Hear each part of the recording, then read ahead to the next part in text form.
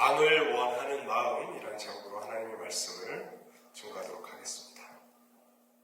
권력에 대한 인간의 갈망은 시대를 초월하여, 지역을 초월하여 지속되어 온 것 같습니다. 지금도 한 국가가 강력하여져서 그 국가에 속한 내가 강해지기를 원하고 또 그 강력한 국가를 이끌어줄 지도자를 원하는 마음은 세계 어느 곳에서도 별반 다르지 않은 것 같습니다. 대한민국 대통령 선거 당시 윤석열 후보가 손바닥에 왕자를 쓰고 나왔던 사건이 참 어떻게 보면 우픈 그런 사건이었는데 지금 탄핵 국면을 맞이하고 있는 상황을 지켜보면서 안타까운 마음을 금할 수가 없습니다. 뿐만 아니죠. 미국에서도 트럼프 대통령이 자신을 왕으로 표현하기를 물론 조크라고 하겠지만 서슴지 않고 또 백악관에서 Long Live the King이라는 그런 표현을 트럼프 대통령에게 사용하는 그런 사례를 보면서 대통령이라는 어떤 정치적 위치를 제왕적 권력을 투영하여 바라보는구나, 그런 생각이 들었습니다. 분명히 민주주의, 그러니까 정치적으로는 국민이 주인되어서 그 주권을 충분히 펼치며 살아가는 정치적 시스템을 만들어 놓았지만 사실은 사람들은 왕을 바라고 있고 또 그 왕이 되려는 사람들이 가득한 그런 세상, 그런 시절을 우리가 살아가고 있는 것 같습니다. 오늘 우리가 함께 읽은 그 사무엘상 8장 말씀은 지금 우리가 처해 있는 이 한국과 미국의 현대적 상황과 놀라울 정도로 겹치는 그런 모습을 보여줍니다. 이스라엘 백성들은 사무엘에게 우리에게도 왕을 달라고 요청했습니다. 이스라엘 백성들의 요구는 그저 우리에게 좋은 지도자 한 사람을 달라는 정도의 요구가 아니었습니다. 저들의 요구는 주변의 이방 국가들처럼 강력한 통치체제를 구축하는 그런 왕을 달라는 욕망의 표현이었습니다. 물론 하나님께서는 이들의 이러한 요청을 끝내 들어주시기는 했지만 이것이 이스라엘 백성들이 어떤 새로운 정치체제를 원해서 요청하였던 것이 아니라 하나님의 주권에 대한 거부로 하나님은 여기셨습니다. 그래서 8장 7절에 보면 사무엘에게 이렇게 말씀하시죠. 그들이 너를 버리는 것이 아니라 나를 버려서 자기들의 왕이 되지 못하게 하려는 것이다. 이 말씀을 통해서 하나님이 이스라엘 백성들의 요구를 어떻게 여기셨는지 우리가 분명하게 볼 수가 있습니다. 저와 여러분의 삶은 어떻습니까? 우리는 누구를 진정한 왕으로 인정하고 또 왕으로 섬기고 있습니까? 우리 눈에 보이는 권력과 제도를 신뢰하면서 그것들이 우리를 먹고 살게 해주고 그것들이 우리를 강력하고 풍요롭게 해줄 거라고 믿고 있지는 않습니까? 아니면 눈에 보이지는 않지만 온 우주 만물의 진정한 주권자이신 하나님을 왕으로 모시고 살아가고 있습니까? 이 시간 이 사무엘상 8장 말씀을 우리가 다시 한번 살펴보면서 과연 왕을 원하는 마음, 그 마음은 어떤 마음인지, 왕이 되려는 사람의 마음과 또 강력한 왕을 달라는 사람들의 마음, 이것들을 좀 이렇게 깊이 살펴보면서 하나님을 참된 왕으로 모시고 사는 삶이 우리에게 주는 진정한 자유와 복락에 대해서도 함께 묵상해보는 그런 시간이 되었으면 좋겠습니다.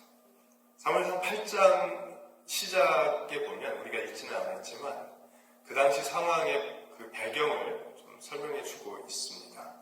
그러니까 지난주에 살펴보았던 7장 말씀에서는 언약궤가 이스라엘 땅으로 돌아온 뒤 20년이 흐르는 동안 이스라엘 백성들이 하나님을 간절하게 탄식 가운데 갈망하였고 사무엘이 백성들에게 하나님께 돌아오려거든 하나님께 헌신하고 하나님만 섬기고 하나님께 금식하며 기도하는 예배를 올려드리자고 미스바로 모든 백성들을 불렀던 사건을 우리가 보았습니다. 그래서 사무엘이 이스라엘의 사사로 이스라엘 땅을 다스리는 동안에 그 땅에 평강과 안정과 풍요로움이 있었다라는 사실을 우리가 살펴봤습니다.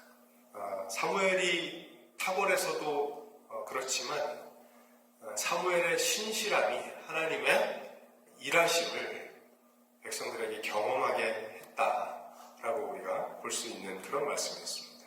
그런데 8장이 시작되자마자 그 7장의 내용과는 사뭇 다른 내용이 펼쳐집니다.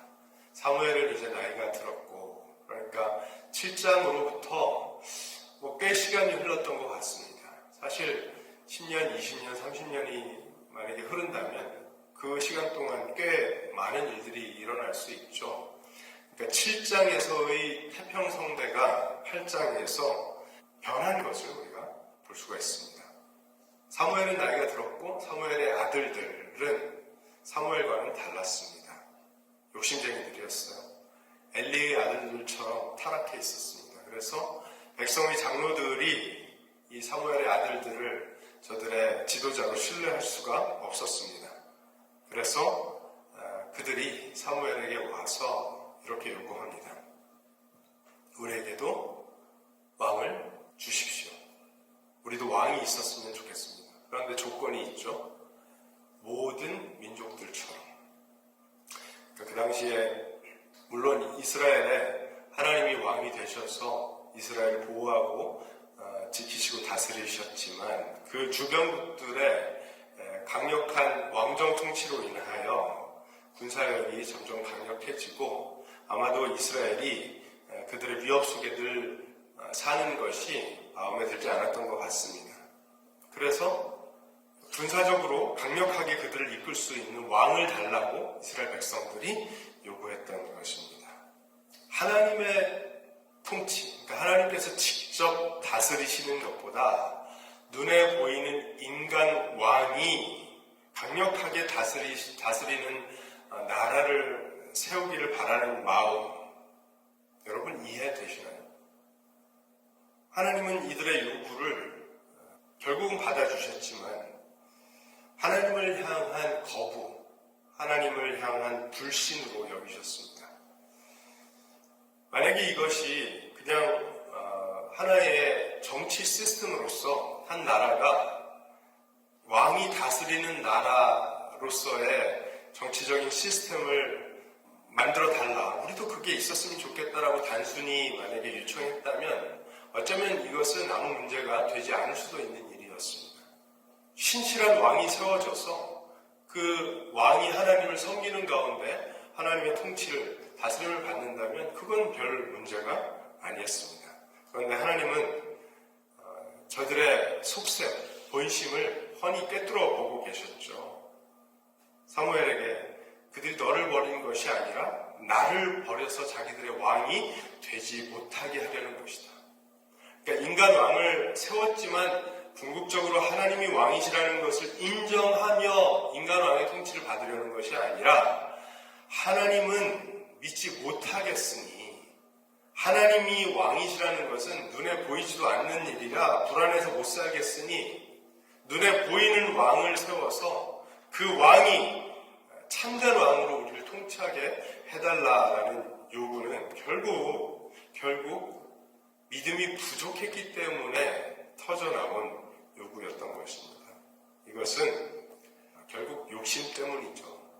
주변국들처럼 이스라엘도 강했으면 했고 주변국들처럼 강하기 위해서는 눈에 보이지 않는 하나님의 통치는 불안해서 견딜 수가 없다는 것이었습니다. 전쟁에 함께 나아가서 싸워주고 앞장서서 우리를 이끌어줄 눈에 보이는 왕이 필요하다라고 저들이 느꼈던 것입니다. 결국 욕심과 불신이 저들에게 불안과 두려움을 가져왔던 것입니다. 하나님은 이러한 요구에 대응하시면서 인간 왕을 갖게 될 경우, 결국 왕정 체제에 들어가게 될 경우 이스라엘 백성들이 어떤 현실을 직면하게 될지 굉장히 상세하게 경고해 주십니다. 하나님이 왕이실 때는 그저 온 백성들이 자유롭게 하나님을 예배하며 살 수 있었는데, 하나님의 백성으로만 살 수 있었는데, 이제 인간 왕이 저들을 다스리고 통치하게 될 경우에 어떤 일들이 반드시 필연적으로 저들의 삶에 찾아오게 될지 굉장히 구체적으로 경고해 주십니다. 첫째, 그 왕이 그들의 아들들을 징집하여서 전쟁의 도구로 사용할 것이라고 경고하십니다. 너희들의 아들들을 데려다가 자기의 병거와 말을 다루는 군인으로 삼을 것이다. 둘째, 그들의 딸들은 왕실을 섬기는 사람들이 될 것이라는 거예요. 향료를 만들게 하고 음식을 만들게 하고 빵 굽는 사람으로 삼게 될 것이라는 것이죠. 자진해서 저들이 왕을 섬기는 것이 아니라 백성들의 의지와는 상관없이 왕이 자신의 권력으로 아들들과 딸들을 데려다가 자신과 왕실을 섬기는데 사용할 것이라는 것입니다. 셋째, 그들의 밭과 포도원과 올리브밭 가운데서 가장 좋은 것을 가져가서 자신의 신하들에게 나눠줄 것이라고 말합니다. 백성들의 재산과 경제적 주권이 완전히 왕에게 귀속되는 그런 일이 펼쳐질 것이라는 것입니다. 개인의 노동의 결실, 노동의 열매를 왕이라는 권력자가 가져가게 될 것이라는 것을 의미합니다. 넷째, 과도한 세금이 부담될 것이라고 경고하십니다. 너희의 곡식과 포도에서 열의 하나를 거두어 자기 관리와 신하에게 나누어 줄 것이다. 그러니까 인간 왕이 인간 정부를 세워서 유지하느라 거두어가는 세금이 있을 것이라는 것이죠. 다섯째, 이게 제일 중요합니다. 결국에 가서는 아들들과 딸들과 자신의 재산만 빼앗기는 것이 아니라 결국은 자유를 잃고 왕의 종이 될 것이라고 말씀하십니다. 너희가 그날에 너희가 택한 왕 때문에 부르짖어도 그날에 여호와께서는 너희에게 응답하지 않으실 것이다. 하나님께서 이미 허락하신 자유와 독립적인 삶을 눈에 보이는 왕을 위해 포기한 대가로 그들은 도저히 도움을 얻을 수 있는 정말 어렵고 처절한 속박 상태에 처하게 될 것이라고 말씀하신 것입니다. 여러분, 하나님은 우리가 종의 삶을 살기를 원하시는 분이 아니십니다. 우리가 하나님의 종이 되어 하나님을 섬긴다는 것은 결국은 하나님의 창조를 받은 피조물들로서 하나님께서 피조물 가운데 담아놓으신 그 창조의 아름다운 섭리를 마음껏 누리고 발현하며 사는 것을 의미합니다. 그러니까 인간 세상에서 주인과 종의 개념으로 하나님과 우리와의 관계를 그런 식으로 이해해서는 안 돼요.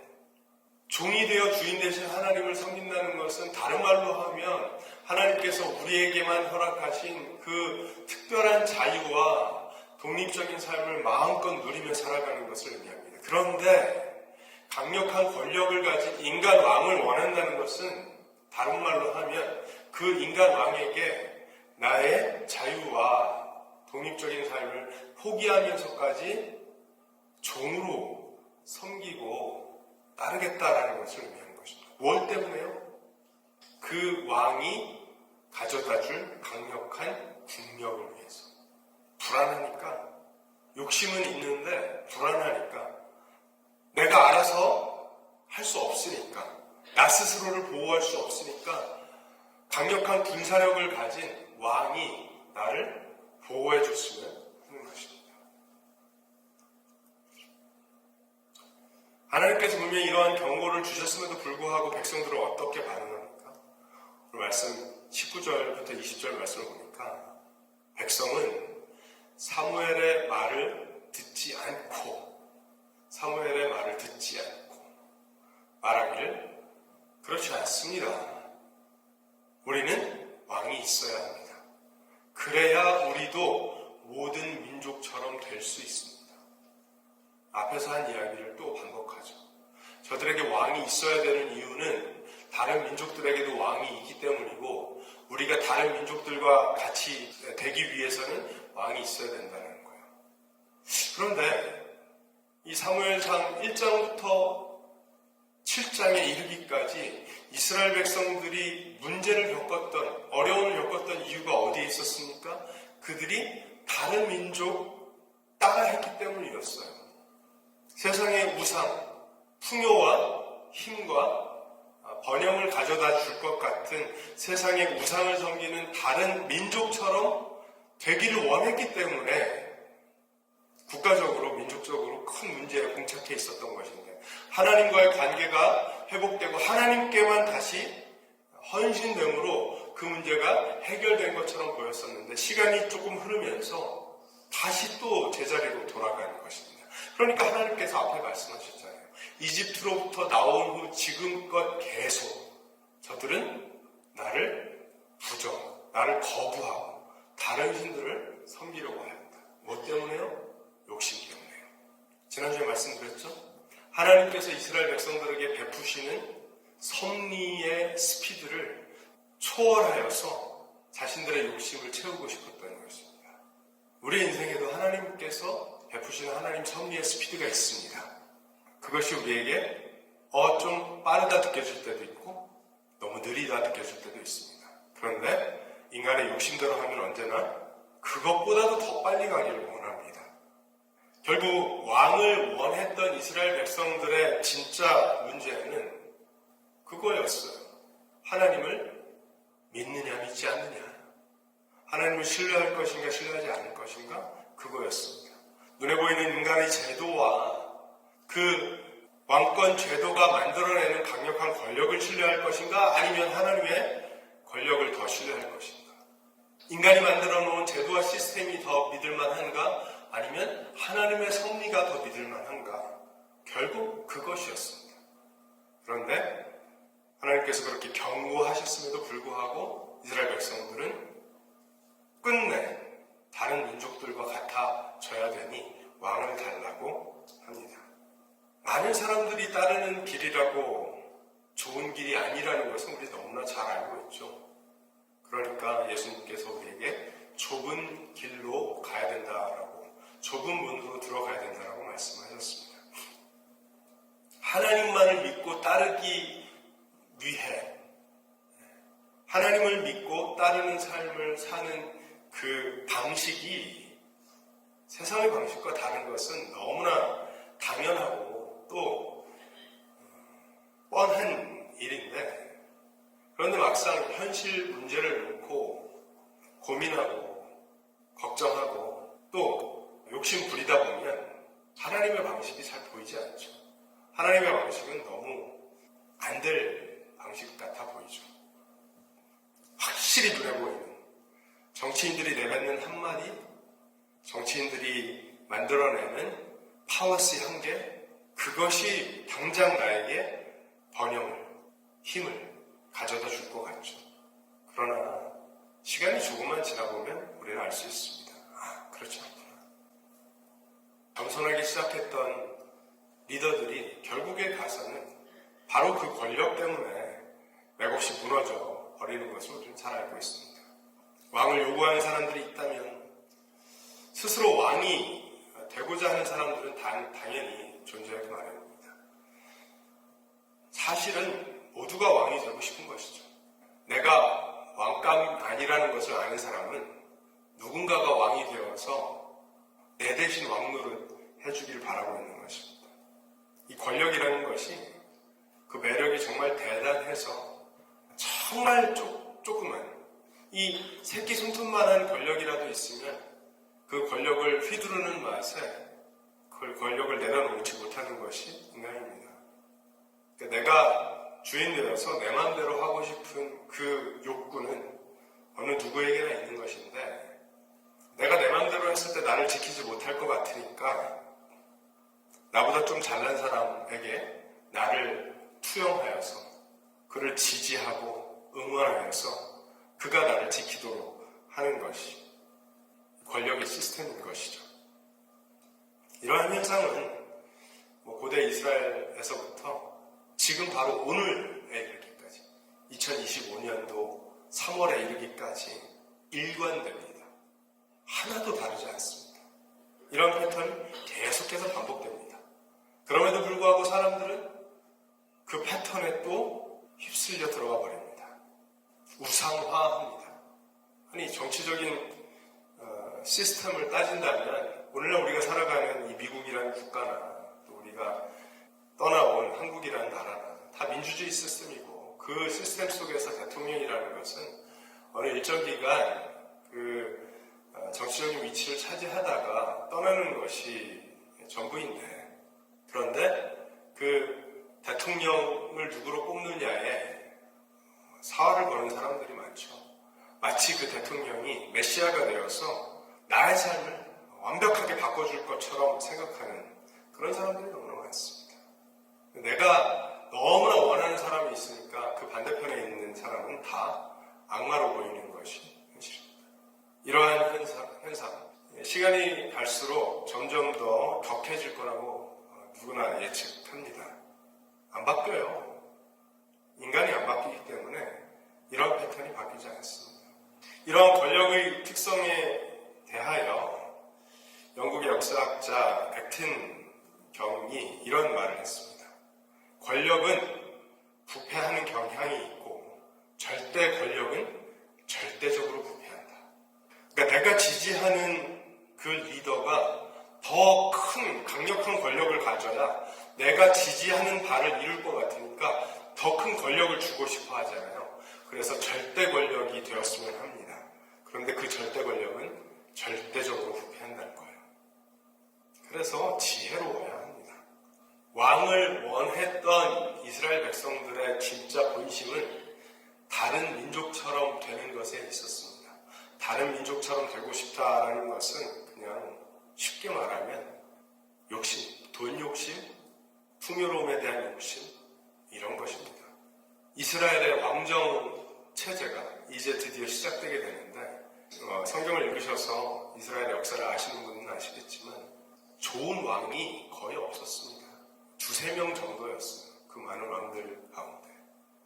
그러니까 하나님께서 인간 왕이 세워질 경우에 어떤 일이 벌어질 것인지를 경고하신 그대로 이루어졌습니다. 왜냐하면 왕이 되려는 사람들의 운명이 거의 항상 비슷했기 때문에 그래요. 권력의 정점에 오를 수는 있지만 그 권력 자체가 부패하여져서 그 권력과 함께 많은 것들이 무너져 내렸습니다. 다니엘서도 보면 바벨론의 위대한 왕 느부갓네살도 교만해졌을 때 하나님의 심판을 받았던 일을 우리가 알고 있습니다. 어제의 강력한 독재자가 순식간에 추락하는 사례 계속해서 역사에 반복되고 있는데도 불구하고 왕이 되려는 절대 권력을 가지려는 사람들은 여전히 존재하고 그 절대 권력을 응원하는 사람들도 여전히 존재한다는 것이 참으로 안타까운데 오늘 말씀을 통해서 우리가 잘 생각해야 하겠습니다. 과연 그들이 우리의 왕이 될 자격이 있는 사람들인가? 만약에 왕이 될 자격이 없는 사람들이라면 무엇 때문에 그렇게 응원하고 지지하는가? 우리는 누구를 왕으로 섬기기를 원하는가? 우리는 누구를 왕으로 섬기고 살아가고 있는가? 잘 돌아봐야 될 줄로 믿습니다. 권력은 섬김을 위한 도구라고 성경은 우리에게 가르칩니다. 예수님은 제자들에게 이렇게 말씀하셨죠. 너희 가운데 큰 자는 섬기는 자가 되어야 한다. 지금 어느 나라의 대통령들이 국민을 섬기는 모습을 보이고 있습니까? 그런 사람 없죠. 그러니까 세상의 정치 시스템은 어차피 하나님의 말씀을 벗어난 모양이기 때문에 거기에 너무 목숨 걸고 응원하고 지지할 필요가 없다는 것입니다. 참된 지도력이라는 것은 자기 자신의 이득이 아니라 타인의 유익을 위하여 행사되어야 하는 것인데 세상 어떤 정치 시스템이 그걸 추구합니까? 왕이 되려는 사람들과 왕을 원하는 사람들이 만나서 변태적이고 왜곡된, 전혀 건강하지 않은 그런 강력한 권력을 만들어내는데 그것이 결코 우리를 유익하게 하지 못한다라는 사실을 우리 오늘 말씀을 통해서 꼭 기억했으면 좋겠습니다. 자기 영광을 위해서 권력을 추구하는 사람 결국 몰락하게 되지만 하나님의 뜻에 따라서 겸손히 섬기는 지도자는 참된 진정한 영향력을 남기게 마련입니다. 누가 그런 지도자입니까? 누가 그런 왕입니까? 우리가 섬기는 예수 그리스도가 바로 그런 왕이라는 사실을 우리가 꼭 기억했으면 좋겠습니다. 진짜 위대한 왕, 그 권좌에 당연히 앉을 수 있는 왕은 오직 예수 그리스도 뿐이시라는 사실을 우리가 꼭 기억했으면 좋겠습니다. 베드로전서 2장 9절에 이런 말씀이 있습니다. 그러나 여러분은 택하심을 받은 족속이요 왕과 같은 제사장들이요 거룩한 민족이요 하나님의 소유가 된 백성입니다. 그래서 여러분을 어둠에서 불러내어 자기의 놀라운 빛 가운데로 인도하신 분의 업적을 여러분이 선포할 것입니다. 우리는 종으로 부름받은 것이 아니라 하나님의 택하심을 받은 족속이고 왕과 같은 제사장들이고 거룩한 민족이며 하나님의 소유가 된 백성이라고 베드로는 이야기합니다. 여기 어디에 세상 인간 왕을 종이 되어서 섬기라는 말씀이 뉘앙스가 담겨 있습니까? 성경은 분명하게 우리에게 답을 제시하고 있는 거예요. 너희들이 예수 그리스도를 왕으로 섬긴다면 너희는 하나님의 소유가 된 왕과 같은 제사장들이며 그의 백성이 되는 것이라고 말하고 있는 것입니다. 그래서 그리스도를 왕으로 모시고 하나님을 따르는 삶이 가장 복된 삶이라는 사실을 우리가 말씀을 통해서 분명하게 인식할 수 있는 것입니다. 빌립보서 2장에 보면 여러분 잘 아시는 말씀이죠. 그는 하나님의 모습을 지니셨으나 하나님과 동등함을 당연하게 생각하지 않으시고 오히려 자기를 비워서 종의 모습을 취하시고 사람과 같이 되셨습니다. 우리가 섬기는 왕은 이런 분이세요. 그는 사람의 모양으로 나타나셔서 자기를 낮추시고 죽기까지 순종하셨으니 곧 십자가에 죽기까지 하셨습니다. 그러므로 하나님께서는 그를 지극히 높이시고 모든 이름 위에 뛰어난 이름을 그에게 주셨습니다. 그리하여 하늘과 땅 위와 땅 아래에 있는 모든 것들이 예수의 이름 앞에 무릎을 꿇고 모두가 예수 그리스도는 주님이시라고 고백하여 하나님 아버지께 영광을 돌리게 하셨습니다. 하나님께서 인정하시는 왕은 어떤 왕입니까? 예수님처럼 자기의 모습, 자기가 당연히 누릴 수 있는 그 권리를 포기하는 왕, 섬기는 왕, 죽기까지 사랑하여 헌신하는 왕, 그런 왕은 하나님께서 인정하시고 그 이름을 높이셔서 모든 족속들이 그 앞에 무릎 꿇게 하시는 하나님이시라는 것을 우리에게 말씀하십니다. 그래서 바울은 그렇게 말하죠. 여러분 안에 이 마음을 품으십시오. 그것은 곧 그리스도 예수의 마음이기도 합니다. 여러분, 이런 사람들이 과연 우리에게도 인간 왕을 달라고, 강력한 권력을 가진 인간 왕을 달라고 하나님께 청하겠습니까? 또는 내가 그런 강력한 권력을 가진 왕이 되겠다고 나서겠습니까? 그럴 리가 없습니다. 그러므로 기독교의 이름, 교인의 이름, 신자 이름으로 이런 일을 행하는 사람들은 다 하나님의 뜻을 따르는 사람들이 아닌 것입니다. 사랑하는 여러분, 우리에게는 참된 왕이 계십니다. 그 왕은 충분한 왕이십니다. 오늘 이 자리에서 다시 한번 그리스도를 왕으로 모시고 그분께서 걸어가신 그 왕의 길을 우리도 따라가기로 결단하고 또 그 인생을, 그 삶을 소망하는 그런 저와 여러분 되기를 우리 주 예수님의 이름으로 축복합니다.